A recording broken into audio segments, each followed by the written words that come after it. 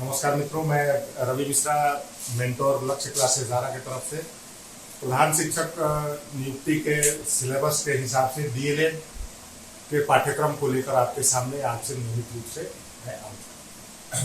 इसमें हम सबसे पहले इकाई 1 की चर्चा करेंगे। उसके पहले कुछ मुख्य बातें जिन पे पहले ही चर्चा कर लेना आवश्यक होगा।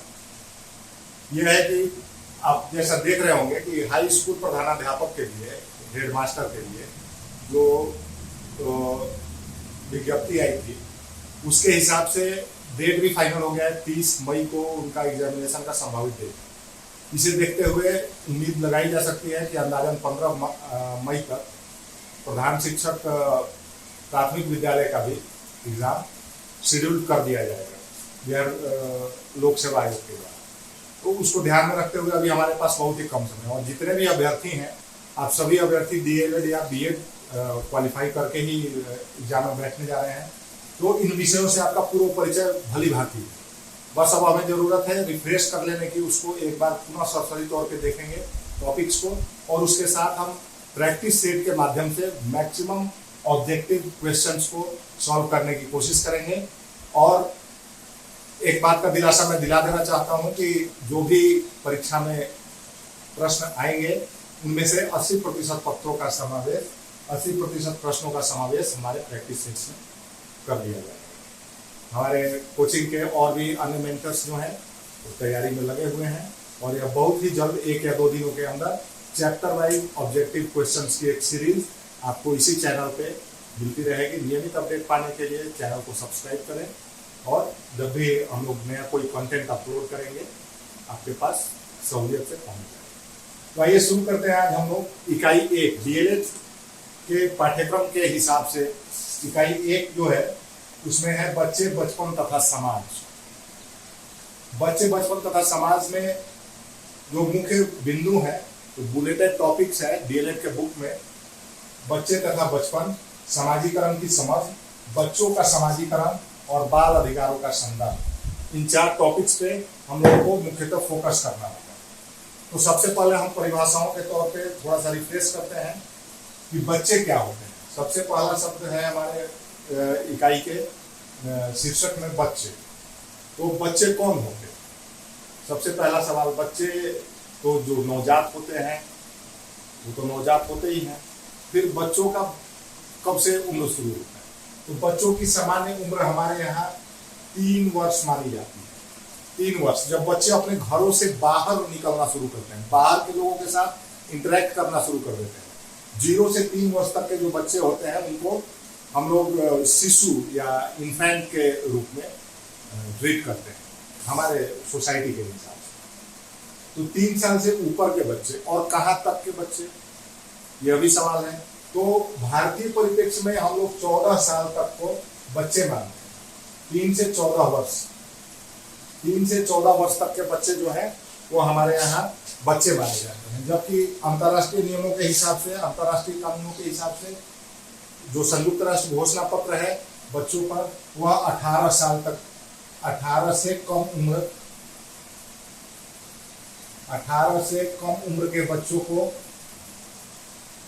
बच्चा मानता है। मतलब अवयस्क जो होंगे वो बच्चे होंगे। जबकि हमारे यहाँ 14 से 18 को किशोरावस्था कहा जाता है और इनको हम लोग बचपन, हम लोग 14 साल तक ही ट्रीट करते हैं।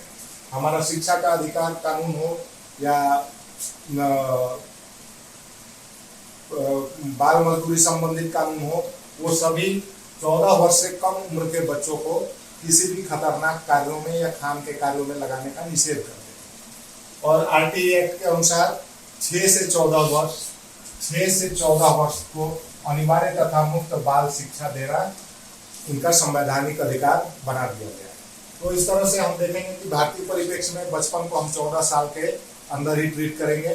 14 साल से कम उम्र के बच्चे, इनमें सबसे बच्चे तो हो गए 14 साल से कम उम्र के वो जैविक इकाई, वो मानवीय जैविक इकाई जो समाज में होते हैं, उनको हम लोग बच्चा कहते हैं।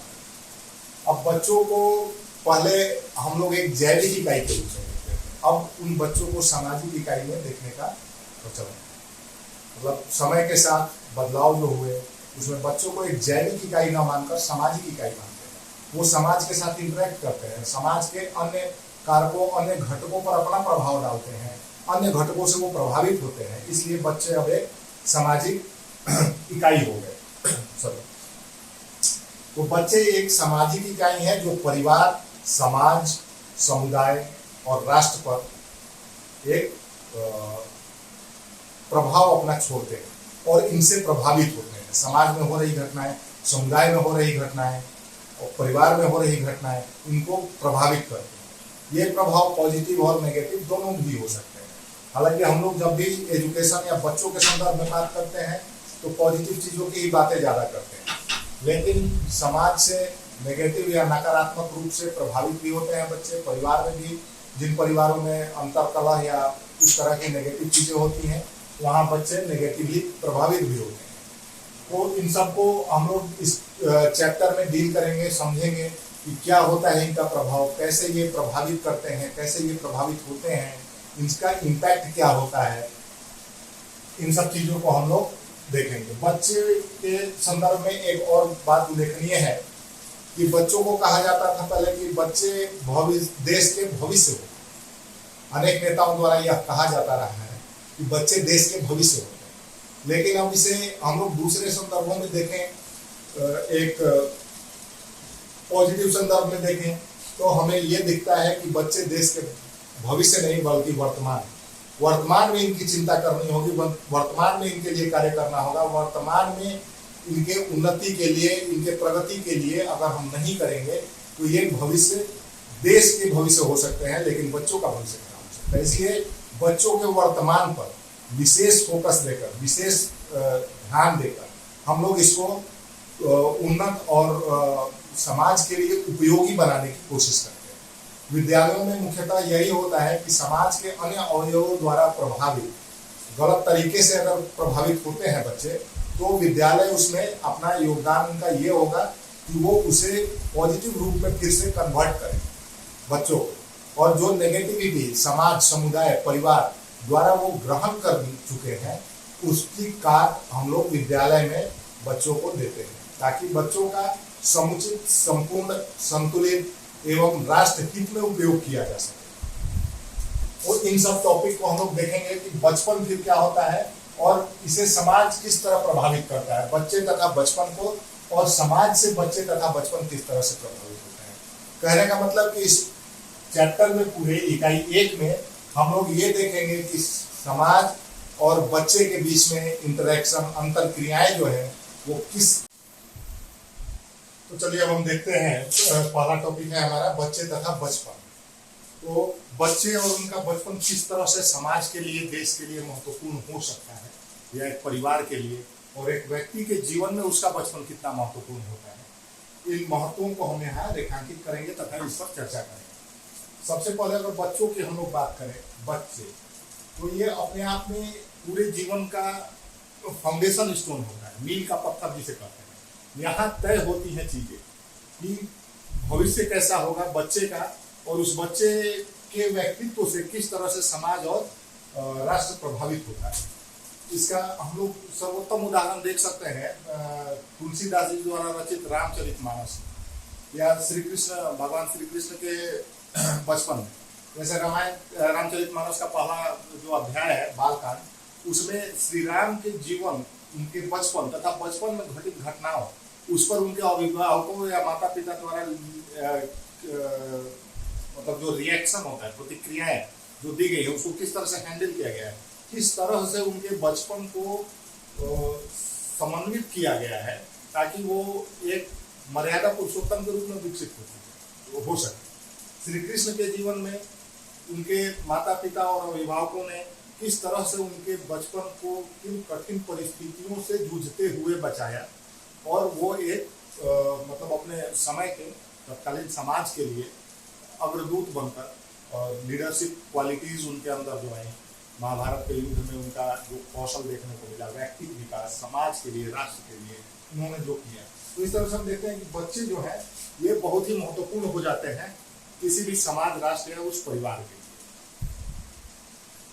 अभिज्ञान शाकुंतलम में कालिदास जी जो भरत के राजा भरत के बचपन का वर्णन करते हैं। वो राजा भरत जिनके नाम पर हमारे देश का नाम आज भी भारत है। तो हम ये देख सकते हैं कि बच्चों के महत्व को हमारे समाज में ऐतिहासिक रूप से काफी महत्व दिया जाता रहा है। मध्यकालीन समय में बच्चों का बचपन थोड़ा सिमट गया, जैसे उनका बचपन गुरुकुल में ना होकर परिवार के अंदर सिमट गया। जब विदेशी आक्रांता है तो उनसे बच्चों को बचाने या समाज में जो विकृतियां उनके आने के कारण थे, मुगलों के आने के कारण या विदेशियों के आने के कारण, उनसे बचाने के लिए बच्चों को घरों में कैद किया जाता है। बच्चों का दायरा सिमट गया। अब उनका समाजीकरण का वह स्वरूप नहीं रह गया जो प्राचीन काल में था। जैसे श्री राम श्री कृष्ण राजा भरत जो हुए वो अब नहीं मिल पा रहा है हमारे बच्चों को मध्यकाल में। और पुनः एक बार जब हम आजाद हो गए, स्वतंत्र हो गए, हमारे यहाँ लोकतांत्रिक व्यवस्था काम कर रही है, विश्व के सबसे बड़े लोकतंत्र के रूप में जब हमारा देश स्थापित है, तो पुनः एक बार हमें बच्चे बचपन तथा उनके महत्व को रेखांकित कर रहे हैं और उस पर कार्य भी किया जा रहा है। निसंदेह इस पर भारत सरकार, वर्तमान तथा विगत सरकारें इस पर बहुत काम कर रही हैं और निसंदेह यह एक बहुत बढ़िया रिस्पॉन्स मिल रहा है। बच्चों का विकास सही हो रहा है। आज अगर देखा जाए तो जो यूथ है हमारे, वो कुछ दिन पहले बच्चे थे, वो यूथ अब जो है हमारे भारत के भविष्य को गढ़ रहे हैं और भारत एक नेतृत्व करता देश की भूमिका में आ रहा है। तो इसमें कहीं न कहीं भूतकाल में किए गए बच्चों के प्रति सार्थक प्रयासों का एक बहुत बड़ा रोल रहा। अब बचपन को हम लोग देखते हैं कि बचपन क्या है। बचपन जैसे कि बहुत ही मनभावन शब्द है। बचपन अगर आप शब्द को सुनते हैं तो आप अपने बचपन को याद करें तो एक हल्की सी मुस्कुराहट आपके चेहरे पे आ जाएगी कि वाह क्या दिन, क्या बचपन था। किस तरह से धमा चौकड़ी, हर चीज से फ्री होके, और लर्निंग कैपेबिलिटीज जो होती हैं बचपन में, क्योंकि हम शिक्षा के विशेष परिप्रेक्ष्य में पढ़ रहे हैं बचपन को, तो बचपन को खेलों के विशेष परिप्रेक्ष्य में नहीं देखेंगे, शिक्षा के परिप्रेक्ष्य में। तो बचपन में खेल खेल में शिक्षा कैसे हासिल हो जाती है। खेल खेल में खेलते कूदते इंटरेक्शन करते बच्चों से, अपने हमउम्र साथियों से, समाज के अन्य वयस्कों से इंटरेक्शन करते करते किस तरह से कब हम ज्ञानार्जन कर लेते हैं, यह बच्चों को तो नहीं पता चलता है, वयस्कों को भी नहीं पता चलता है कि कब बच्चों ने कौन सा गुण ग्रहण कर लिया। अब चूंकि बचपन जो है ये ग्रहणशील समय है, ये बच्चे जो होते हैं नन्हे वैज्ञानिक होते हैं। बचपन जो होता है वो एक क्यूरियोसिटी का टाइम होता है। दिमाग में सबसे ज्यादा अगर कोई प्रश्नवाचक चिन्ह जब आते हैं, क्यूरियोसिटी जो होती है, किसी चीज को जानने की इच्छा, वो बचपन में सबसे ज्यादा होती है। बच्चे विभिन्न तरह की कल्पनाएं करके उसका समाधान ढूंढने की कोशिश करते हैं। वयस्कों से अगर उत्तर नहीं मिल पाता है, कई बार तो ऐसा होता है जैसे बच्चे और वयस्कों के बीच का जो संवाद होता है वो विदेशी संवाद की तरह हो जाता है। जैसे वो कुछ अलग लैंग्वेज बोल रहे हैं, हम कुछ अलग लैंग्वेज बोल रहे हैं, ना हमारी बात बच्चे समझ पा रहे हैं, ना बच्चों की बात हम समझ पा रहे हैं।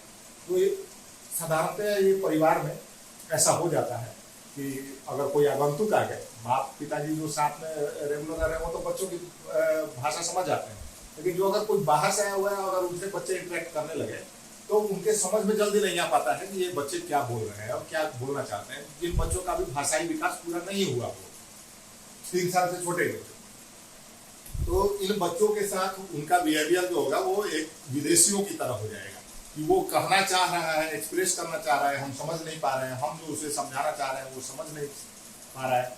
ये बच्चों के लिए तो यह एक चुनौती हो ही जाता है, यह वयस्कों के लिए भी एक चुनौतीपूर्ण कार्य है। तो इससे कैसे हम लोग डील करेंगे बच्चे तथा बचपन से, इसमें हम लोग को हमेशा शिक्षा शास्त्री जो हमारे परामर्श हैं वो हमेशा इस पर ध्यान देते हैं कि बच्चे तथा बचपन में हमेशा पॉजिटिविटी बनी रहनी चाहिए, नकारात्मकता नहीं आनी चाहिए। किसी भी स्तर पर, समाज के स्तर पर हो, परिवार के स्तर पर हो, व्यक्तिगत स्तर पर हो, कभी भी बच्चों में नकारात्मकता नहीं आनी चाहिए। अगर बच्चे कोई गलती कर रहे हैं या गलत तरीके से कर रहे हैं कुछ चीज़ों को, तो उसे समझाने का तरीका जो हो वो नेगेटिव ना होकर के पॉजिटिव साइड से होना चाहिए। उसका वर्ड्स पॉजिटिव होना चाहिए, इम्पैक्ट पॉजिटिव होना चाहिए, उसका असर और शब्द का चयन जो होगा और बच्चों के संदर्भ में बहुत ही सावधानी पूर्वक करना चाहिए, क्योंकि बच्चों का मस्तिष्क बचपन में बहुत ही ग्रहणशील होता है। वो शब्दों को पकड़ता है, वो भावों को पकड़ता है, वो बिहेवियर को पकड़ता है और तदनुसार उसका विकास होता है। तो विकास के इस क्रम में हम कहीं बच्चों को गलत कंटेंट, गलत शब्द न दे दें, इसका विशेष ध्यान हमें देना ही होता है। अब हम देखते हैं जरा सा समाजीकरण क्या है। समाजीकरण जैसा कि नाम ही इसका सजेस्ट कर रहा है कि समाजीकरण एक प्रक्रिया है जिसमें समाज के साथ बच्चे इंटरेक्ट करेंगे। तो सबसे पहला इसमें शब्द आ जाता है समाज की। ये समाज क्या है? यह समाज कितना बड़ा होता है? क्या बच्चों का समाज उतना ही बड़ा होता है जितना बड़ा वयस्कों का समाज होता है? तो इसका उत्तर एकदम से है नहीं। बच्चों का समाज वयस्कों के समाज से अलग होता है। वयस्कों के समाज की व्यापकता वयस्कों के समाज की व्यापकता से कम होती है। बच्चों का समाज नियंत्रित समाज होता है, जबकि वयस्कों का समाज अनियंत्रित समाज होता है। हम एक ही समाज को, अगर सबसे पहले हम लोग इसमें कोशिश करें कि समाज को परिभाषित करें कि समाज है क्या। समाज की परिभाषा, समाज जो है वह एक से अधिक व्यक्तियों का समूह हो सकता है। समाज बड़ा हो सकता है, छोटा हो सकता है, लेकिन समाज में एक चीज कॉमन होती है कि उनके एक लक्ष्य होना चाहिए। समाज का एक लक्ष्य होना चाहिए, या यूं कहें कि उनका जो स्वार्थ है वो एक होता है। किसी भी समाज का, समाज छोटा हो सकता है, बड़ा हो सकता है, गांव या टोले की तरह छोटा हो सकता है, और महानगरीय समाज होता है जो कि काफी विस्तृत होता है। समाज के हर एक व्यक्ति एक दूसरे को पहचाने न पहचाने मतलब नहीं है, लेकिन उनका इंटरेक्शन जरूर होता है। निश्चित तौर पर एक समाज के व्यक्ति अपने समाज में इंटरेक्शन करते हैं तभी एक समाज का निर्माण होता है। बच्चों का समाज वयस्कों के समाज से छोटा होता है, वयस्कों का समाज निश्चित रूप से बड़ा होता है बच्चों के समाज से। बच्चों का समाज जो होता है वो वयस्कों द्वारा नियंत्रित एवं निर्धारित होता है। जैसे अगर किसी के घर में बच्चे हैं तो किसके साथ खेलेंगे, किसके साथ पढ़ेंगे, किसके साथ बातचीत करेंगे, यह वयस्क निर्धारित करते हैं या नियंत्रित करते हैं। इस तरह से हम देखेंगे कि बच्चों का जो समाजीकरण होता है या वयस्कों की देख रेख में नियंत्रण में होता है, तो वो नियंत्रित समाजीकरण होता है। मतलब उसमें वो उन्मुक्तता नहीं होती है कि बच्चा जिससे चाहे बात करे और उससे कुछ सीखे या उसके साथ इंटरेक्ट करे।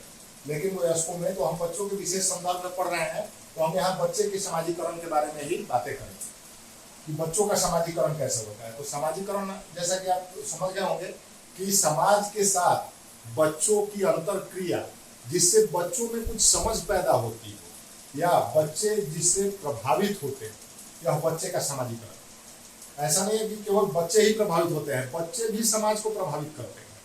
जैसे उदाहरण के तौर पे मान ले कि एक छोटा सा बच्चा सुबह अपने स्कूल जा रहा है और एक बुजुर्ग जो मॉर्निंग वॉक करके टहलते हुए आ रहे हैं, अगर वो दोनों आपस में प्रेमवश बातें कर रहे हैं तो इससे केवल बच्चा ही प्रभावित नहीं हो रहा है, वह वयस्क भी प्रभावित होते हैं।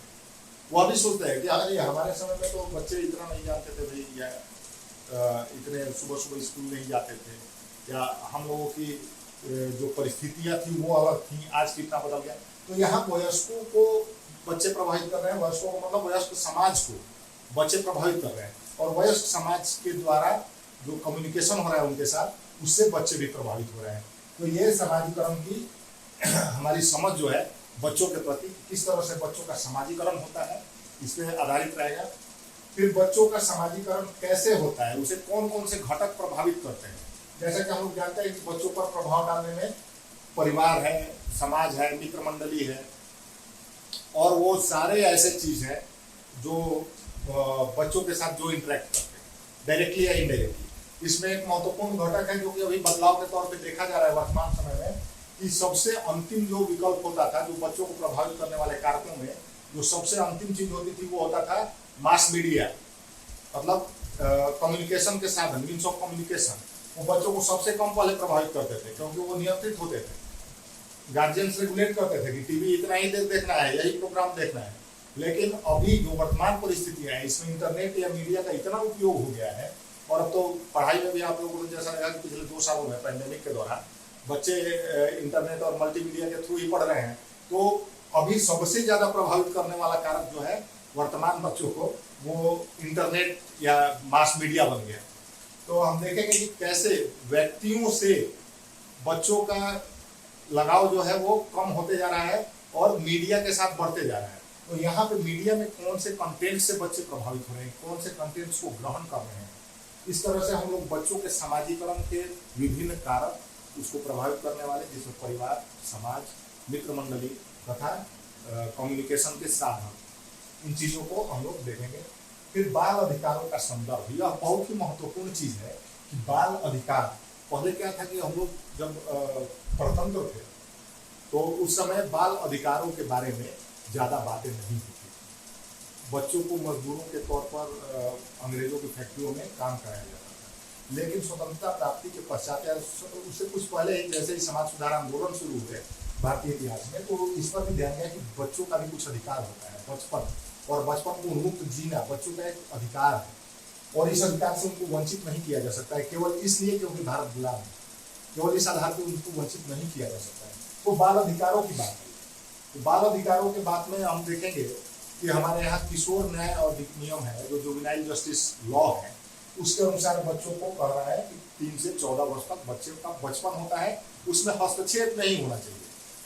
हस्तक्षेप नहीं का मतलब यह नहीं है कि नियंत्रण नहीं होना चाहिए, हस्तक्षेप का मतलब कि नेगेटिव नियंत्रण नहीं होना चाहिए, उसमें पॉजिटिव नियंत्रण होना चाहिए, जैसे विद्यालय का नियंत्रण, पेरेंट्स का नियंत्रण, समाज का नियंत्रण होना ही चाहिए, यह नैतिक मूल्यों के विकास के लिए जरूरी है।